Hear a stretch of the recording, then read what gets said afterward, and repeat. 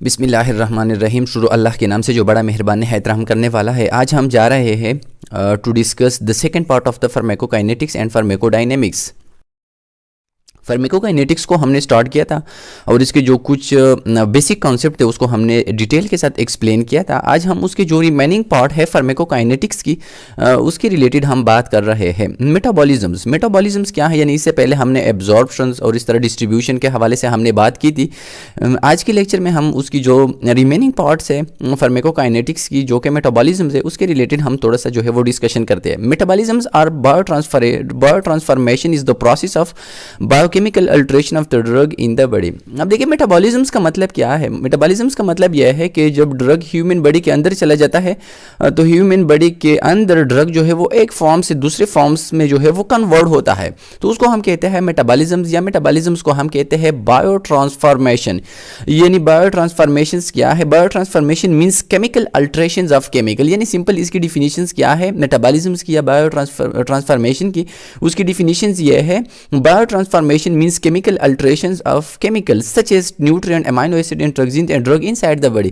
यानी human body के अंदर एमाइनो एसिड्स की जिस तरह प्रोटीन्स जो है वो कन्वर्ट होता है, एमाइनो एसिड में लिपिड्स कन्वर्ट होता है इनटू ट्राइग्लाइसराइड्स, कार्बोहाइड्रेट कन्वर्ट होती है इनटू ग्लूकोज एंड फ्रक्टोज। तो इस तरह मुख्तलिफ किस्म की ड्रग जो है उसकी मेटाबॉलिज्म्स होती है और वो अपनी जो है वो इंग्रेडिएंट्स में या अपनी पार्ट्स में जो है वो ट्रांसफर होती है। It also needed to render non polar compounds polar so they may not absorb in renal tubules and are excreted. और इसका मतलब ये भी है, यानी मतलब ये कि ये इसलिए भी ज़रूरी है कि जितने भी नॉन पोलर कंपाउंड है उसको पोलर कंपाउंड में तब्दील किया जाए ताकि उसकी रिनल ट्यूब्यूल के ज़रिए उसकी जो एब्जॉर्प्शन है उसकी जो सिक्रीशन है उसको ईजिली जो है वो बनाया जाए। तो मतलब यह है कि मेटाबॉलिज्म्स या बायो ट्रांसफॉर्मेशन, इसका मतलब यह है कि ह्यूमन बॉडी के अंदर जो ड्रग्स अपने इंग्रेडिएंट में चेंज होता है या वो एक फॉर्म से किसी दूसरे फॉर्म्स में या पोलर से वो नॉन पोलर फॉर्म में तब्दील होती है, तो उसको हम कहते हैं metabolism. Body treats most of the drug as form substances and try to inactivate and eliminate them by various biochemical reaction। देखिए जब ह्यूमन बॉडी के अंदर कोई भी ड्रग्स या कोई भी सब्सटेंसेस चला जाता है जिसको हम किसी डिजीज की ट्रीटमेंट के लिए हम लेते हैं, तो ह्यूमन बॉडी उसको एज ए फॉर्म जो है वो केमिकल्स लेता है क्योंकि वो ह्यूमन बॉडी के अंदर प्रेजेंट नहीं होता। तो ह्यूमन बॉडी जो है उसको एज ए फॉर्म सब्सटेंसेस लेती है, यानी वो बाहर की चीज़ लेती है और कोशिश कर लेती है कि ह्यूमन बॉडी उसको जो है डीएक्टिवेट किया जाए और ह्यूमन बॉडी उसको जो है अपनी बॉडी से जो है उसकी एक्सक्रीशन को पॉसिबल बना दे with the help of different biochemical process. इसके लिए डिफरेंट केमिकल्स रिएक्शंस होती है। This process convert the drug into more polar water soluble compound so that they are easily excreted through the kidney. और दूसरी बात ये भी है कि मेटाबॉलिज्म्स का मतलब ये भी है कि जितने भी नॉन पोलर ड्रग्स हैं उसको पोलराइज किया जाता है, उसको कन्वर्ट किया जाता है इनटू मोर पोलर फॉर्म में ताकि उसको ईजिली जो है वो ह्यूमन बॉडी से with the help of renal tubule with the help of kidney उसको ह्यूमन बॉडी से जो है वो बाहर निकाल दिया जाए। यानी वो ड्रग जिसको ह्यूमन बॉडी के लिए कोई अहमियत नहीं है या वो जो एक्सेस फॉर्म्स में अवेलेबल होती है या जो ह्यूमन बॉडी के फंक्शन से या उसकी जो है एक्टिविटी से जो है वो एक्सेस फॉर्म में अवेलेबल हो, तो वो ह्यूमन बॉडी से with the help of urine जो है वो चला जाता है, बाहर एक्सक्रीट किया जाता है।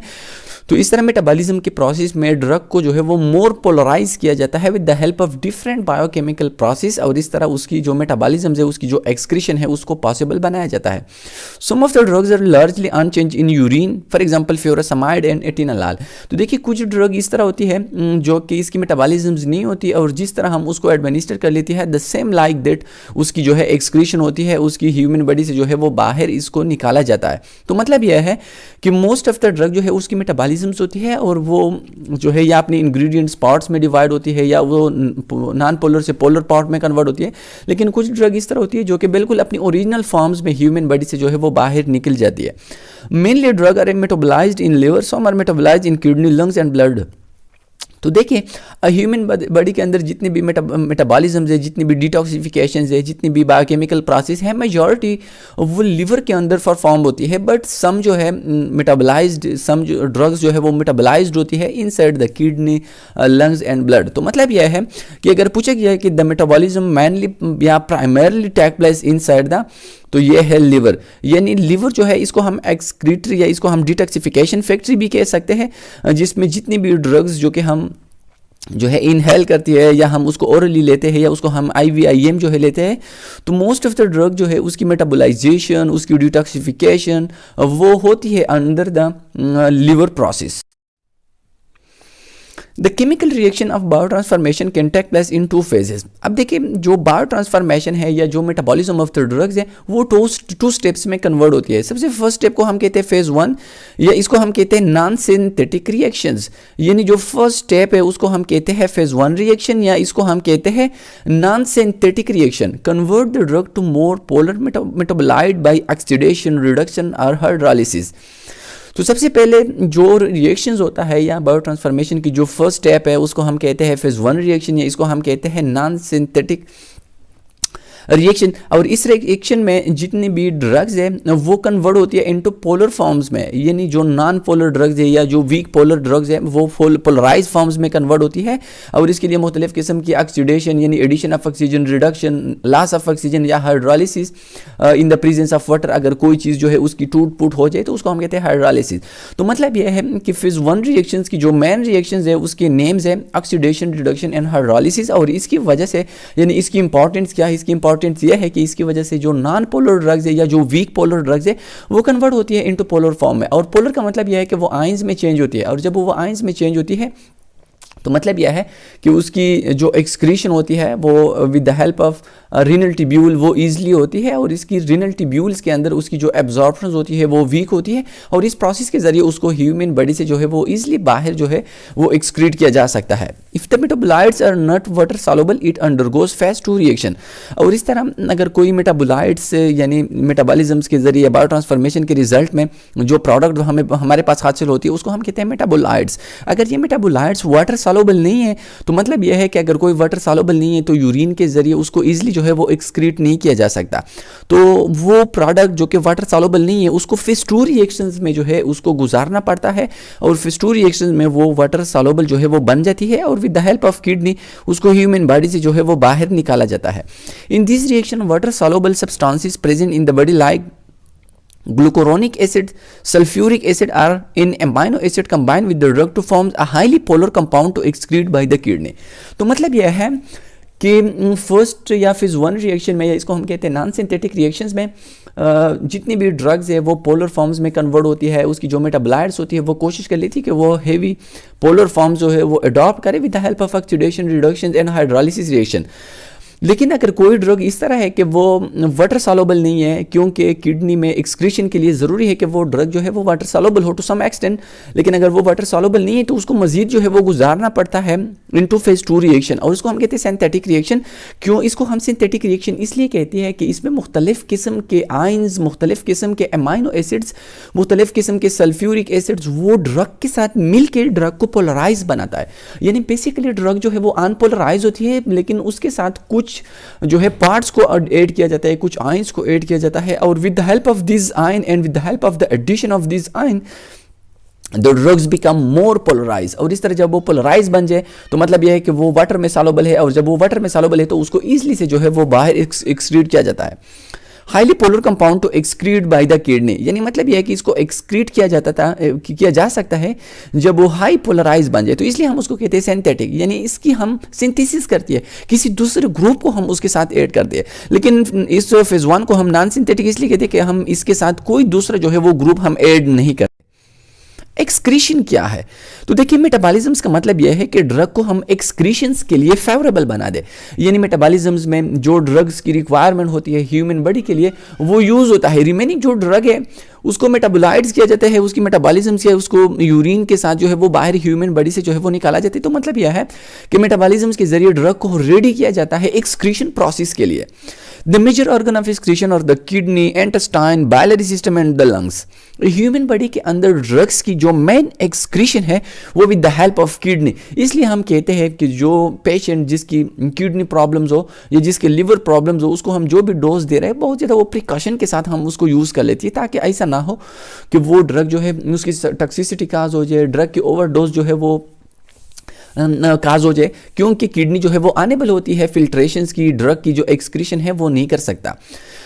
तो मेनली जो एक्सक्रीटरी ऑर्गन है ड्रग्स के लिए, मेजॉरिटी ऑफ द ड्रग वो है किडनी, इंटेस्टाइन। इस तरह इंटेस्टाइन में जिस तरह स्टूल के जरिए कुछ ड्रग जो है वो जो है ह्यूमन बॉडी से बाहर एक्सक्रीट किया जाता है, biliary system and the lungs और जो बाइलरी सिस्टम है उसमें भी कुछ ड्रग्स जो है वो उसको निकाला जाता है। Drug in small amount are excreted in saliva, sweat and milk.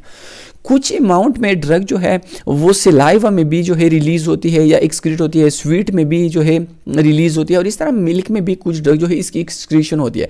तो मेनली अगर एमसीक्यूज में पूछा गया कि which one of the following is the primarily ये the most important organ for the excretion of the majority of the drug, तो आप लोगों ने आंसर को क्लिक करना है किडनी। लेकिन अगर ये बाकी ऑप्शन भी दिए गए हो तो आप लोगों ने ऑल ऑफ द अबव में क्लिक करने हैं, ये आप लोगों ने जो है इसको याद रखना है। रिनल एक्सक्रीशन, यानी हम बात कर रहे हैं रिनल एक्सक्रीशन में कि किडनी के जरिए किस तरह ड्रग्स की जो है वो एक्सक्रीशन होती है। Kidney is the most important organ of the drug excretion. जिस तरह हमने बात की मेनली या प्राइमरली जो ऑर्गन है वो है किडनी।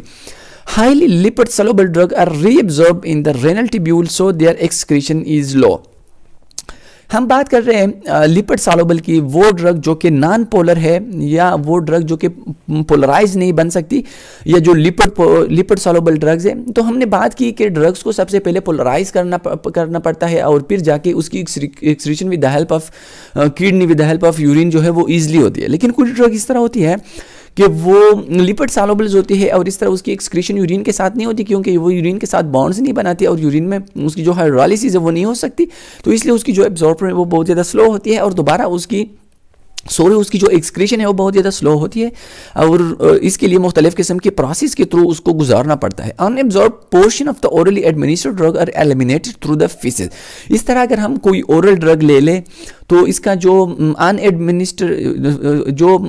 अनयूजेबल फॉर्म्स है या जो अनएब्जॉर्बेबल पार्ट ऑफ द ड्रग है वो फीसिस के जरिए स्टूल के साथ जो है वो ह्यूमन बॉडी से बाहर जो है एक्सक्रीट किया जाता है। Large water soluble conjugate are excreted in the bile.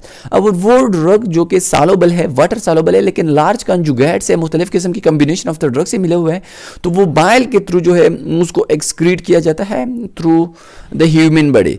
The lungs are the main route of elimination for gases and liquid, जिस तरह अल्कोहल। तो लंग्स में भी कुछ ड्रग्स की जो है वो एक्सक्रीशन होती है और इसकी एक एग्जांपल है अल्कोहल, यानी मोस्ट ऑफ द अल्कोहल जो है उसकी excretion with the help of lungs होती है। तो ह्यूमन बॉडी से जितनी भी गैसेस है, जितनी भी ड्रग्स है, जितनी भी मोस्ट ऑफ द कंपाउंड्स है, उसको with the help of convert किया जाता है विद द हेल्प ऑफ कहने या इस कंसेप्ट का जो मेन मतलब है वो यह है कि ड्रग जो है वो मेनली उसकी जो एक्सक्रीशन है वो किडनी के थ्रू होती है। इस तरह आप लोगों ने बहुत ज़्यादा जो है वो एहतियात करना है कि वो पेशेंट जिसका किडनी फंक्शन कंप्रोमाइज़ हो, किडनी की उसकी जो फंक्शंस है वो एबनॉर्मल हो, वहाँ पे कोई डिजीज़ हो, किडनी प्रॉब्लम्स हो, उसको यूरिनरी ट्रैक की प्रॉब्लम्स हो, तो आप लोगों ने मेजॉरिटी ऑफ द ड्रग जो है वो बहुत ज़्यादा एहतियात के साथ इस पेशेंट को देने हैं। Plasma half life. Plasma half life का मतलब क्या है? प्लाज्मा हाफ लाइफ का मतलब यह है वो टाइम जिसमें ड्रग की जो कंसंट्रेशन है वो ब्लड की प्लाज्मा के अंदर हाफ बनती है। फॉर एग्जांपल एक पेशेंट को आप लोगों ने 500 जो है वो कोई टेबलेट दिया, अब इसके ब्लड में मतलब यह है कि उसके ब्लड में 500 mg कोई ड्रग्स है। अब वो टाइम जिसमें ये ड्रग्स की जो अमाउंट है वो 250 बन जाए उसको हम कहते हैं प्लाज्मा हाफ लाइफ, यानी वो टाइम जिसमें ड्रग की कंसंट्रेशन इनसाइड द प्लाज्मा वो आधा बन जाता है, हाफ बन जाते हैं, तो उसको हम कहते हैं plasma half life. is the time taken for the blood concentration of a drug to be reduced to half its value, यानी वो टाइम जिसमें ड्रग की जो प्लाज्मा के अंदर कंसंट्रेशन है वो हाफ बनती है। इस तरह फॉर एग्जांपल 500 है वो 250 बन गए, 100 है तो वो 5 जो है 100 वो 1000 है वो 500 बन जाए। तो मतलब ये कि हाफ अगर ड्रग की जो कंसंट्रेशन है प्लाज्मा के अंदर अगर वो बन जाए तो उस टाइम को हम कहते हैं plasma half life. Minimum dose का मतलब क्या है? The smallest dose required to produce a desired therapeutic effect of the drug. Minimum dose का मतलब यह है, डोज का मतलब यह है the amount of drug which we may give at a single time is called a dose, यानी दवा की वो मकदार जिसको हम एक स्पेसिफिक या एक खास टाइम पे पेशेंट को देते हैं उसको हम कहते हैं डोज। अब मिनिमम डोज का मतलब यह है वो कम से कम दवा की मकदार जो अगर हम पेशेंट को दे दे तो वो पेशेंट में वो एक थेरेप्यूटिक इफेक्ट काज करे, यानी किसी डिजीज की या किसी साइन एंड सिम्टम को वो ट्रीट करे, उसको खत्म करे, तो उसको हम कहते हैं मिनिमम डोज। मैक्सिमम डोज का मतलब यह है वो ज्यादा से ज्यादा या वो highest amount of the dose या वो maximum amount of the dose जो कि कोई इफेक्ट क्रिएट करें विदाउट प्रोड्यूसिंग हार्मफुल इफेक्ट, यानी अगर हम उसको थोड़ा सा भी इस लेवल से इंक्रीज किया जाए तो वो हार्मफुल इफेक्ट जो है वो काज कर सकता है, तो उसको हम कहते हैं मैक्सिमम डोज। यानी maximum dose is the largest dose of the drug that can be safely given to a patient without producing harmful effect. यानी मतलब यह है कि अगर मैक्सिमम डोज से थोड़ा सा भी हम डोज को इंक्रीज किया जाए तो वो टॉक्सिक इफेक्ट काज कर सकती है। टॉक्सिक डोज क्या है? इस toxic dose is the dose of the drug which produce undesirable effect in majority of the patient. यानी वो डोज, यानी एक तो देखिए मिनिमम डोज हुआ, वो कम से कम जो है दवा की मिकदार जो कि पेशेंट की एक साइन एंड सिम्टम को या डिजीज को ट्रीट कर सकता है। दूसरा मैक्सिमम डोज। मैक्सिमम डोज का मतलब ये वो हाईएस्ट या वो मैक्सिमम डोज जो कि पेशेंट की प्रॉब्लम को काज करती है, जो कि पेशेंट को प्रॉब्लम को ट्रीट कर सकती है, लेकिन कोई जो है एबनॉर्मल कंडीशन क्रिएट नहीं कर सकता। टॉक्सिक इफेक्ट वो ड्रग की वो अमाउंट है, ड्रग की वो डोज है जो कि पेशेंट के लिए अनडिजायरेबल इफेक्ट क्रिएट करे, यानी पेशेंट में वो कोई ना कोई साइड इफेक्ट, कोई ना कोई प्रॉब्लम्स क्रिएट करे, तो उसको हम कहते हैं टॉक्सिक डोज। लिटिल डोज क्या है? Little dose is the dose of the drug which can cause death. वो डोज की वो मिकदार जो किसी भी पेशेंट को एक्सपायर कर सकता है, उसको हम कहते हैं लिटिल डोज। तो मतलब यह है कि हम जो देखिए इनिशियल से हम स्टार्ट ले रहे हैं मिनिमम से, इस तरह मैक्सिमम, और इस तरह जो है ये कुछ डिजीज को क्रिएट कर सकती है, और इस तरह लिटिल जो डोज है ये एक्सपायरी को काज कर सकती है, यानी इससे पेशेंट जो है वो इस दुनिया से जो है वो चल भी सकता है। Graph show half life of two drugs. तो देखिए ये हाफ लाइफ है, ये ड्रग ए है और दूसरा जो है इसको ये ड्रग बी है। अब देखिए वो टाइम जिसमें लेट सपोज ये ड्रग की जो प्लाज्मा कंसंट्रेशन है ये 100 mg है, 100 मिलीग्राम किसी ड्रग की कंसंट्रेशन है। अब वो टाइम जिसमें ये कंसंट्रेशन 50 आ जाए, 50 चूंकि 100 का हाफ है। अब देखिए वो टाइम जिसमें ड्रग की जो कंसंट्रेशन है प्लाज्मा के अंदर वो 50 आ जाए, तो उस टाइम को हम कहते हैं यानी 0 से लेके 1 आवर। तो देखिए 2 आवर्स में ड्रग ए की जो अमाउंट है वो 100 से 50 बन जाती है, तो इस तरह हम कह सकते हैं कि ड्रग ए की जो हाफ लाइफ है वो है 2 आवर्स। तो इस तरह जो ड्रग बी है उसकी जो कंसंट्रेशन है वो तकरीबन 5 आवर्स में 50 तक जो है वो गिर सकता है, तो इसलिए हम कह सकते हैं कि ड्रग बी की जो कंसंट्रेशन है वो 5 आवर्स है। तो देखिए हाफ लाइफ जो है इसको हम इसलिए जो है इसको हम कैलकुलेट कर सकते हैं, इसको हम यूज़ कर लेते हैं ताकि ड्रग की जो डोज है, अक्सर आप लोगों ने देखा होगा कि कुछ डोज जो है वो हम ओडी देते हैं, कुछ बीडी देते हैं, कुछ टीडीएस में देते हैं, तो वो उसकी हाफ लाइफ के बेस पे हम देते हैं ताकि उसकी प्लाज्मा के अंदर ड्रग की जो कंसंट्रेशन है उसको हम मेंटेन रखें। तो इसलिए हम उस ड्रग्स की कल हाफ लाइफ के बेस पे हम उसको डोज जो है वो एडवाइस करते हैं, उसको हम डोज जो है वो दे देते हैं। सिग्निफिकेंस ऑफ हाफ लाइफ, यानी हाफ लाइफ जिस तरह मैंने आपको शॉर्टकट में एक्सप्लेन किया, अब उसकी जो सिग्निफिकेंस है, जो इंपॉर्टेंस है, हम हाफ लाइफ को क्यों जो है वो यूज़ कर लेते हैं, उसके डिस्कस करने का या उसको स्टडी करने का मकसद क्या है। It helps to know about the maintenance of the dose, यानी ड्रग की जो मेंटेनेंस है, प्लाज्मा के अंदर ड्रग की जो कंसंट्रेशन है उसको मेंटेन रखने के लिए आपको उस ड्रग्स की हाफ लाइफ के बारे में पता होनी चाहिए। It help to find the defect in distribution, metabolism और क्लियरेंस। क्लियरेंस का मतलब यह है कि ड्रग को टू असिस्ट द डिजीज, यानी क्लियरेंस का मतलब यह है कि ड्रग को जो है वो ह्यूमन बॉडी से किस तरह जो है वो बाहर निकाला जाए, किस तरह जो है वो ड्रग को ह्यूमन बॉडी से जो है वो बाहर एक्सक्रीट किया जाए। यानी क्लियरेंस का मतलब clearance is a pharmacokinetic measure of the volume of plasma from which a substance is completely removed for unit volume, यानी पर यूनिट वॉल्यूम से ड्रग जो है वो कितना जो है वो ह्यूमन बॉडी से निकलते, तो उसको हम कहते हैं क्लियरेंस। तो मतलब यह है कि किसी भी ड्रग की डिस्ट्रीब्यूशन, यानी अगर इस ड्रग्स का जो हाफ लाइफ है अगर वो ज़्यादा है तो उसकी डिस्ट्रीब्यूशन जो है वो बहुत ज़्यादा स्लो होगी। मेटाबॉलिज्म जो है ड्रग की हम with the help of half life जो है वो देख सकते हैं, with the help of half life हम उसको जो है वो मेजर कर सकते हैं। It give an idea of the time to attain a steady state concentration.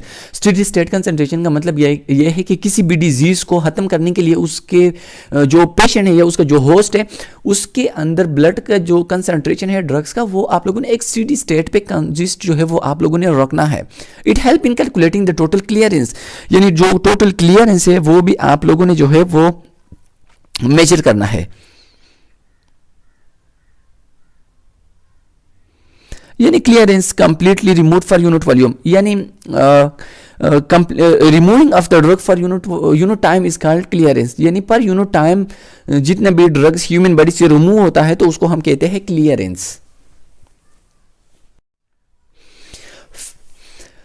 Factor affecting half life. अब वो कौन सी फैक्टर्स है जो कि हाफ लाइफ को अफेक्ट कर सकती है? Renal excretion. तो देखिए रीनल एक्सक्रीशन जो है ये भी हाफ लाइफ को अफेक्ट कर सकती है।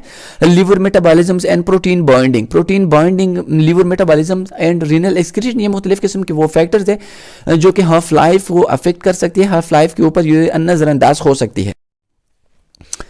फार्माकोडायनेमिक्स, देखिए यहाँ तक हमने फार्माकोकाइनेटिक्स को डिटेल के साथ जो है वो कवर किया। ये बहुत ज़्यादा इंपॉर्टेंट है। अक्सर पेपर से जो है वो बेसिक जितनी भी ये कॉन्सेप्ट है इससे एमसीक्यूज जो है वो अक्सर रिपीट होती है। तो अभी तक हमने जो है वो फार्माकोकाइनेटिक्स के हवाले से बात की। अब हम बात कर रहे हैं फार्माकोडायनेमिक्स की। Pharmacodynamic is the study of the action of drug on the body and there mechanism of action. यानी मतलब यह है what the drug do on the human body, यानी ह्यूमन बॉडी के ऊपर ड्रग्स का असर क्या है। यानी पेन किलर क्यों पेन को रिलीव करती है, एंटीपायरेटिक क्यों टेम्परेचर को रिलीव करती है, रीजंस क्या है, what's the mechanism behind this process. तो उसको हम कहते हैं फार्माकोडायनेमिक्स। यानी to know what drug do and how they do it, यानी मतलब यह है कि ड्रग ह्यूमन बॉडी के ऊपर किस तरह फंक्शंस करता है, तो उसको हम कहते हैं फार्माकोडायनेमिक। और जो है ड्रग के ऊपर ह्यूमन बॉडी क्या काम करते हैं उसको हम कहते हैं फार्माकोकाइनेटिक, जो कि हमने उसको डिटेल के साथ एक्सप्लेन किया। Drug produce their effect bye interacting with the physiological system of the organism. तो देखिए जब हम किसी ड्रग को पेशेंट को दे देते हैं, एडमिनिस्टर कर लेते हैं, तो वो ड्रग इस पेशेंट की जो फिजियोलॉजिकल सिस्टम्स है उसके ऊपर नजरअंदाज होती है और उसकी जो फंक्शंस होती है उसको या एक्टिवेट करती है या डीएक्टिवेट करती है या उसको जो है इनहांस किया जाता है या उसको प्रिवेंट किया जाता है with the help of different mechanism. By such interaction, drug can only modify the rate of functions of various system। और इस तरह मुख्तलिफ किस्म की जो सिस्टम्स है उसकी जो फंक्शंस है उसका जो रेट है उसको या कम किया जाता है या उसको ज़्यादा किया जाता है।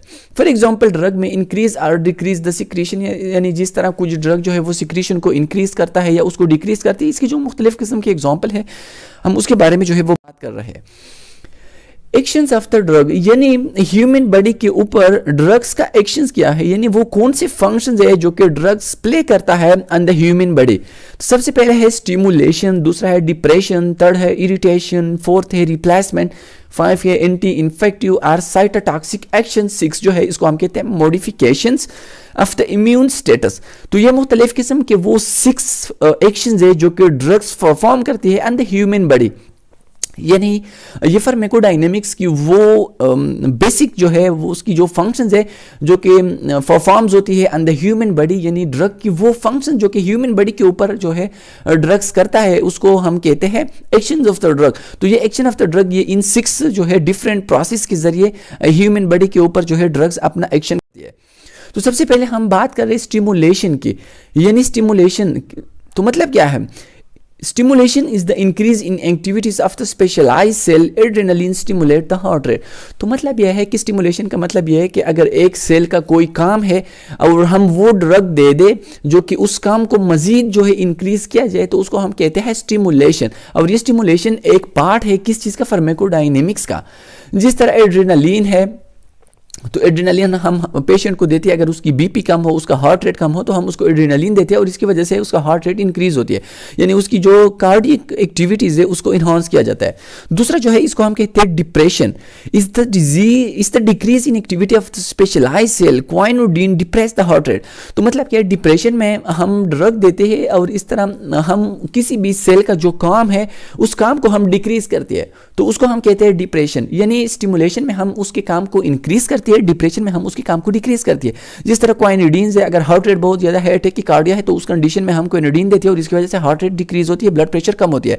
इरिटेशंस क्या है, this can occur on all type of tissues in the body and may result in inflammation, corrosion and necrosis of the cell. कुछ ड्रग जो है वो इरिटेशन काज करती है और इस तरह इरिटेशन के रिजल्ट में वो कोई इन्फ्लेमेशन जो है प्रोसेस एक्टिवेट करती है या वो कोरूजन काज करती है या डिफरेंट सेल्स को जो है उसको डिस्ट्रॉय करती है और इस तरह निक्रोसिस जो है सेल्स की जो निक्रोसिस है वो काज हो सकती है। रिप्लेसमेंट क्या है, drug may be use for replacement when there is deficiency of natural substances like hormones, metabolites और न्यूट्रिएंट्स, इंसुलिन इन डायबिटीज। तो देखिए कुछ ड्रग जो है वो हम रिप्लेसमेंट के लिए देते हैं, यानी ह्यूमन बॉडी में अगर किसी हार्मोन्स की कमी हो, किसी आयंस की कमी हो तो हम कुछ ड्रग उसको देते हैं ताकि उसकी जो कमी है उसको हम रिप्लेस किया जाए, उसकी डिफिशियंसी को हम जो है कंप्लीट करें। जिस तरह मुख्तलिफ किस्म के हार्मोन्स की कमी है, ग्रोथ हार्मोन्स की कमी है, जिस तरह इंसुलिन की कमी है डायबिटीज मेलाइटिस में, तो हम उसको जो वो इंसुलिन देती है और हम उसको जो है टेबलेट देते हैं या आईवी हम उसको इंसुलिन देती है ताकि उसके इंसुलिन की डिफिशियंसी को हम कंप्लीट करें।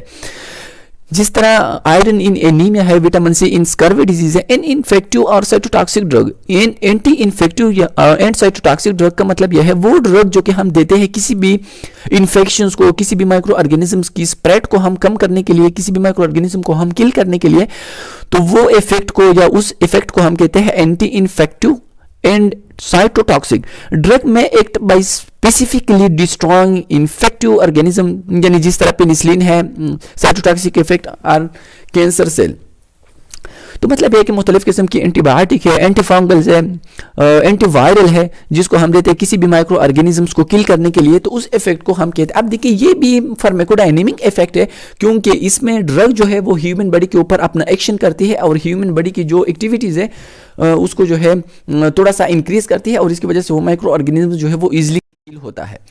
Modification of the immune system, देखिए modification of the immune system का मतलब यह है कि कुछ पेशेंट जो है वो इम्यूनो कॉम्प्रोमाइज होती है। जिस तरह HIV है तो हम कोशिश कर लेते हैं कि उसके इम्यून सिस्टम को जो है वो हम बूस्टर कर दे, उसके इम्यून सिस्टम को हम इंक्रीज कर दे। जिस तरह फॉर एग्जांपल वैक्सीन्स हम देते हैं, तो वैक्सीन में हम किसी भी पेशेंट की इम्यून सिस्टम को हम एक्टिवेट करते हैं, तो कुछ पेशेंट जो है वो हाइपर सेंसिटाइज होती है, तो उसमें हम मुख्तलिफ किस्म की ड्रग देते हैं ताकि उसकी इम्यून सिस्टम की रिस्पांस को हम डिक्रीज करें।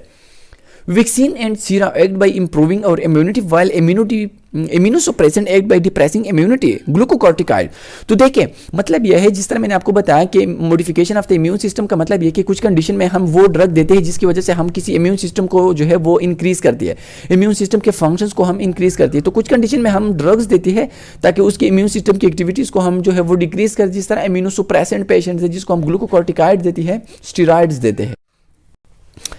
Mechanism of actions of the drug, अब बात करने का मकसद यह है कि लेट सपोज हमने मुख्तलिफ किस्म की फैक्टर्स के बारे में बात की है कि स्टिमुलेशन, डिप्रेशन, एंटी टॉक्सिक या साइटोटॉक्सिक इफेक्ट। अब देखिए ये इफेक्ट किस तरह होती है, यानी ड्रग ह्यूमन बॉडी की फिजियोलॉजी को किस तरह चेंज करती है, what happen, what's the mechanism behind this process, तो उसको हम कहते हैं mechanism of actions of the drug. यानी देखिए you are biological and health science student, तो आप लोगों ने किसी भी काम के लिए आप लोगों ने इसका जो रैशनल है वो आप लोगों ने प्रोवाइड करना है। यानी पेनाडाल जो है वो पेन किलर या एंटीपायरेटिक, अब ये क्यों है, what's the reason, what's the mechanism, what the changes that Panadol bring inside the human beings, inside the human physiology, तो उसको हम कहते हैं mechanism of actions of the drug. Drug may act by one or more complex mechanism of actions. Fundamental mechanisms of drug actions may be through receptor, through enzyme and pumps, through ion channels, by physical actions, by chemical interactions, by altering metabolic process। तो देखिए मुख्तलिफ किस्म की ये mechanisms है जिन mechanisms के जरिए drug जो है वो ह्यूमन बॉडी की फिजियोलॉजी को चेंज करती है, या ह्यूमन बॉडी की फिजियोलॉजी के अंदर कोई जो है वो डिविएशंस, कोई डिप्रेशंस, कोई स्टिमुलेशन या कोई एंटीटॉक्सिक इफेक्ट जो है वो क्रिएट करता है। तो ये मुख्तलिफ किस्म की ये मैकेनिज्म्स है, बेसिक जो मैकेनिज्म्स है वो ये है। थ्रू रिसेप्टर का मतलब क्या है, थ्रू रिसेप्टर का मतलब क्या है, देखिए ड्रग जिस चीज के ऊपर अफेक्ट करता है, जिस चीज की एक्टिविटीज को डिक्रीज और इंक्रीज करती है, उसको हम कहते हैं रिसेप्टर। यानी रिसेप्टर जो है वो एक स्पेसिफाइड या स्पेशलाइज्ड टाइप ऑफ प्रोटीन्स होती है जो कि ड्रग्स को जो है वो एक रिस्पांस स्टिमुलस दे दिया। मतलब क्या है, मुख्तलिफ किस्म के इंस्टीट्यूट्स, मुख्तलिफ किस्म के हॉस्पिटल डिपार्टमेंट के ऊपर आप लोगों ने रिसेप्शन का जो है वो डेस्क आप लोगों ने देखा होगा। जो भी इनिशियल उस डिपार्टमेंट के अंडर एंट्री लेता है तो वो इस रिसेप्शन डेस्क के ऊपर इंफॉर्मेशन लेती है कि फला डिपार्टमेंट कहाँ है, फला डिपार्टमेंट कहाँ है।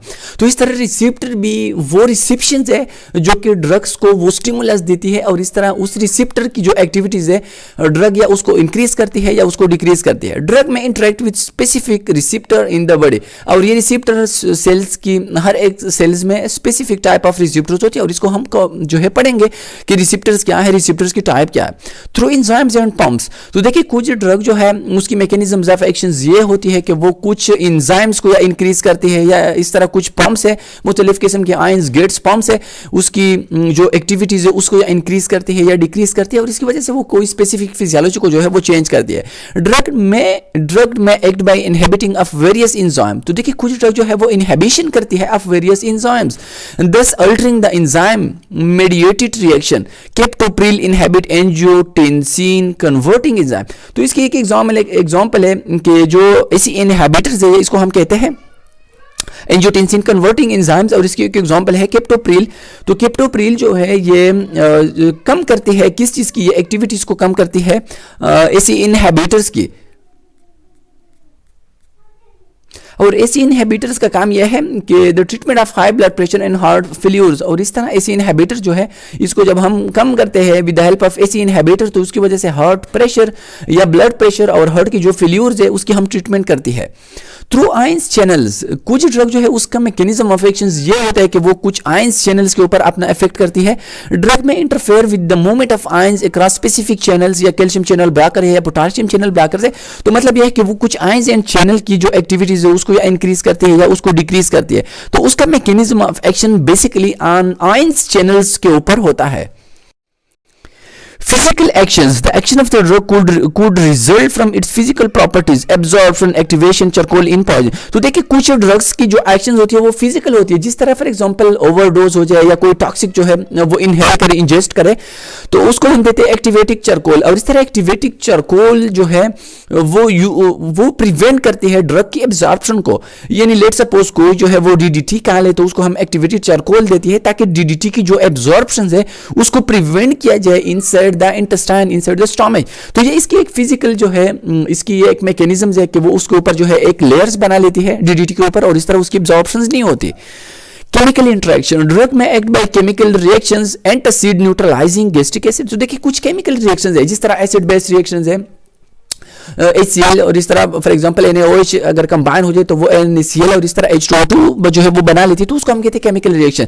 जिस तरह एंटासिड्स है, अगर किसी पेशेंट की जो है वो हाइपर एसिडिटीज है तो उसको हम एंटासिड्स देते हैं और इसकी वजह से उसकी एसिडिटी को हम जो है वो कम कर लेती। तो एंटासिड में बेसिकली प्रेजेंट होती है बेस, और बेस जाके स्टमक की जो HCl है उसके साथ जो है वो बॉन्ड बना के न्यूट्रलाइजेशन रिएक्शन बना लेती है, और रिजल्ट में NaCl प्लस H2O2 जो है वो बन जाती है, और इस तरह उसकी एसिडिटी जो है वो ट्रीट होती है। अल्टरिंग मेटाबॉलिक प्रोसेस, तो देखिए कुछ ड्रग जो है वो मेटाबॉलिज्म को या इंक्रीज करती है या उसको डिक्रीज करती है।